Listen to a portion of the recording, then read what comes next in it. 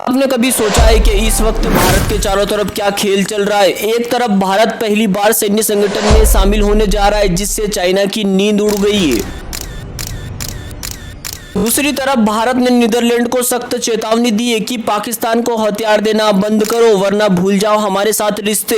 तीसरी तरफ दुनिया की ताकतवर देशों की लिस्ट में भारत ने जापान को पीछे छोड़ दिया है, लेकिन खुशहाली में हम अभी भी पीछे क्यों हैं। और वहीं चौथा झटका महाराष्ट्र के नागपुर में दंगे कोई हादसा नहीं बल्कि बांग्लादेश में रची गई सोशल मीडिया की साजिश थी। क्या भारत दुनिया की सुपर पावर बनने जा रहा है, और क्या नीदरलैंड और बांग्लादेश जैसी साजिशें भारत को रोकने की कोशिश कर रही है, या फिर भारत की ताकत इतनी बढ़ गई है कि दुश्मन अब नई नई चालें चल रहा है भारत के खिलाफ। आइए जियोपॉलिटिक्स के इस अपडेट में हम शुरू करते हैं आज के इस वीडियो को, जिसमें भारत की बढ़ती ताकत और भारत के खिलाफ हो रही साजिशों का पर्दाफाश करेंगे। हाल ही में भारत ने चाइना के एग्रेशन को काउंटर करने के लिए एक ऐसे सैन्य संगठन का हिस्सा बनने का फैसला किया है जिसे सुनकर चाइना कांप जाएगा। सवाल ये है कि भारत चाइना को घेरने की तैयारी कर रहा है, या फिर यह फैसला भारत की विदेश नीति को कमजोर कर देगा। आखिर अमेरिका, जापान, ऑस्ट्रेलिया और फिलीपींस ने भारत को एससीसी डिफेंस अलायंस में शामिल होने का ऑफर क्यों दिया है। आखिर साउथ चाइना सी में चाइना को काउंटर करने के लिए ये स्क्वेड डिफेंस अलायंस आखिर है क्या। साल 2023 में चाइना की बढ़ती हरकतों को रोकने के लिए अमेरिका, जापान, ऑस्ट्रेलिया और फिलीपींस ने मिलकर एक नया सैन्य संगठन बनाया।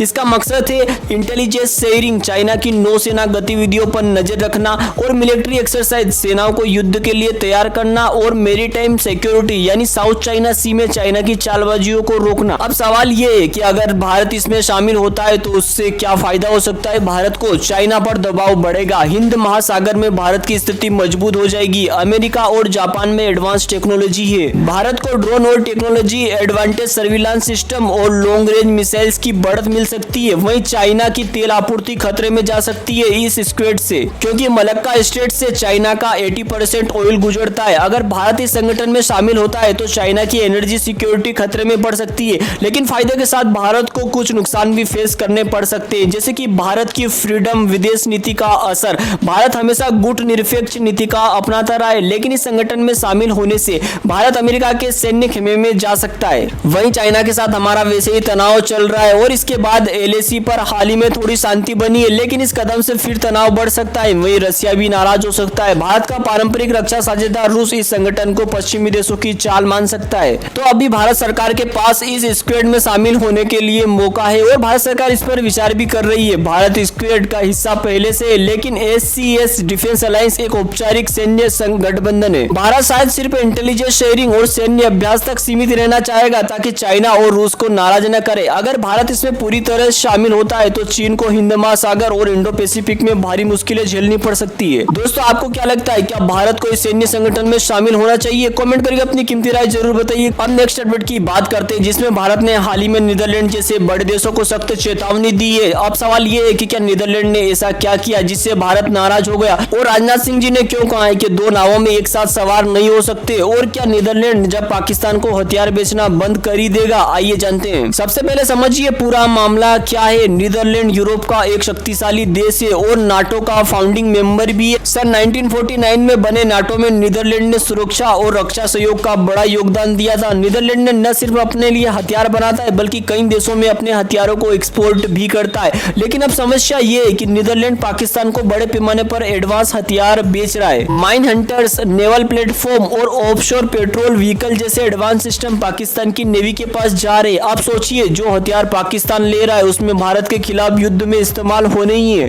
इसलिए जब नीदरलैंड के डिफेंस मिनिस्टर रूबेल ब्रेकलमैन भारत आए तो उन्होंने भारत से डिफेंस और सिक्योरिटी पार्टनरशिप मजबूत करने की इच्छा जताई। लेकिन भारत ने क्या कहा? राजनाथ सिंह जी ने साफ कर दिया कि अगर नीदरलैंड को भारत के साथ रिश्ते मजबूत करने हैं तो पहले पाकिस्तान को हथियार बेचना बंद करना होगा। राजनाथ सिंह जी ने नीदरलैंड को सीधी चेतावनी दी है, आप दो नावों में सवार नहीं हो सकते। अगर आप भारत के साथ रिश्ते मजबूत करना चाहते हैं तो पाकिस्तान को हथियार देना तुरंत बंद करें। और आपको क्या लगता है कि क्या भारत को डिफेंस सिक्योरिटी पार्टनरशिप को प्राथमिकता देनी चाहिए या पाकिस्तान को हथियार देना बंद करवा देना चाहिए नीदरलैंड से? कमेंट करके अपनी कीमती राय जरूर बताइएगा। वही नेक्स्ट अपडेट में बात करते हैं दुनिया की सबसे ताकतवर ताकतवर देशों की लिस्ट में भारत की पोजीशन बदल गई है। एशिया की सबसे प्रभावशाली ताकतों की लिस्ट में भारत ने जापान को भी पीछे छोड़ दिया है। लेकिन दुख की बात यह है कि जो भी हैप्पीनेस इंडेक्स की लिस्ट में भारत की रैंकिंग अभी भी गिरती जा रही है। सबसे पहले मैं आपको शो कर रहा हूं द ग्रेट पावर इंडेक्स 2024। इस लिस्ट मशहूर निवेश रे डालियो ने जारी किया है। इस लिस्ट को मशहूर निवेशक रे डालियो ने जारी किया है, जिसमें दुनिया के सबसे ताकतवर देशों की रैंकिंग दी गई है। इसमें देशों की ताकत को आर्थिक शक्ति, मिलिट्री पावर, व्यापार और प्रति व्यक्ति प्रभाव जैसे फैक्टर्स पर मापा गया है।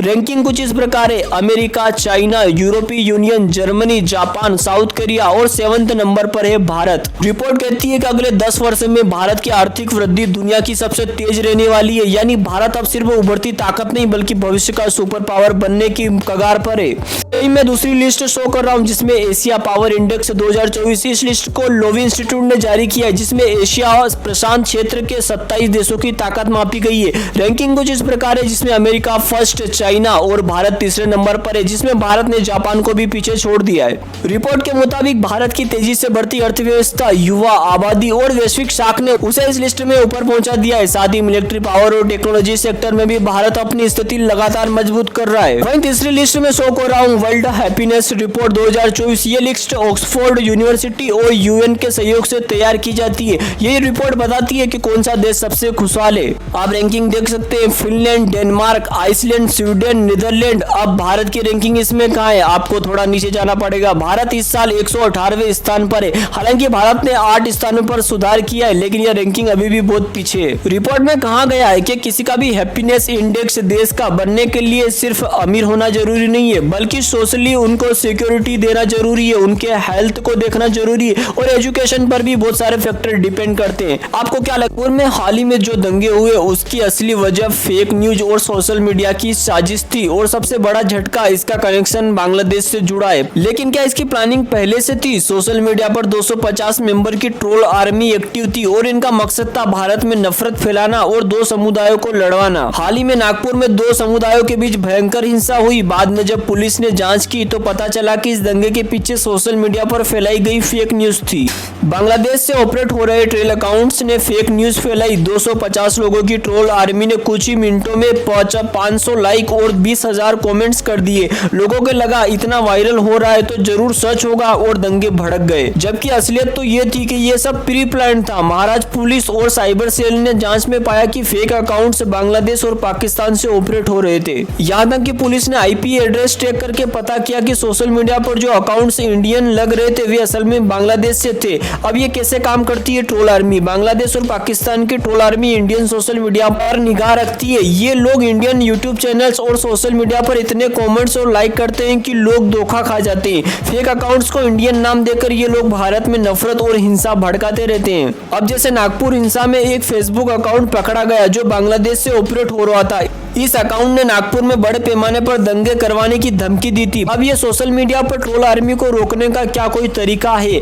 कैसे पहचाने कि कमेंट करने वाला इंडियन है या किसी और देश का? सोशल मीडिया पर आईपी एड्रेस ट्रैकिंग अनिवार्य होनी चाहिए और अकाउंट के आगे देश का फ्लैग भी दिखना चाहिए ताकि ये पता चल सके कि कमेंट करने वाला भारतीय है या विदेशी। दोस्तों, इस पूरे वाक्य पर आप क्या कहना चाहेंगे? कमेंट करके अपनी कीमती राय जरूर बताइएगा। मिलते हैं किसी नए वीडियो में, तब तक के लिए जय हिंद, जय भारत। वीडियो को लाइक और चैनल को सब्सक्राइब जरूर करें।